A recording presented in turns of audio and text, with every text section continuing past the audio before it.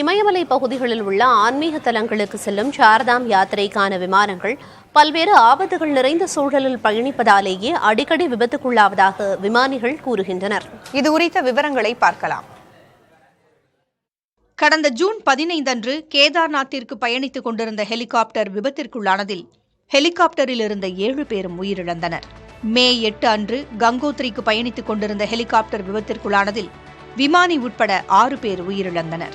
கேதார்நாத், பத்ரிநாத், யமுனோத்ரி, கங்கோத்ரி ஆகிய 4 ஆன்மீக தலங்களுக்கு செல்வதே சார்தாம் யாத்திரை எனப்படுகிறது. ஹெலிகாப்டர் சேவைகள் 2003ஆம் ஆண்டில் தொடங்கப்பட்டன.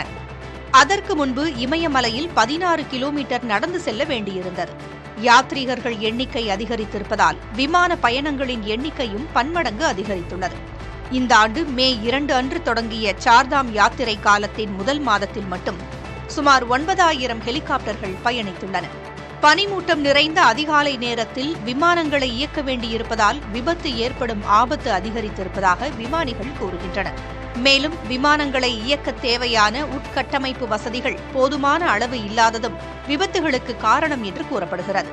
ரேடார்கள், பருவநிலை கண்காணிப்பு மையம், விமான போக்குவரத்து கட்டுப்பாட்டு பிரிவு போன்றவை இல்லாமல் தாங்கள் சில நிகழ்நேர கேமராக்களை மட்டும் சார்ந்து விமானத்தை இயக்க வேண்டியிருப்பதாக விமானிகள் கூறுகின்றனர். ஜூன் 15 விபத்திற்கு பிறகு பல்வேறு உத்தரவுகள் பிறப்பிக்கப்பட்டுள்ளன.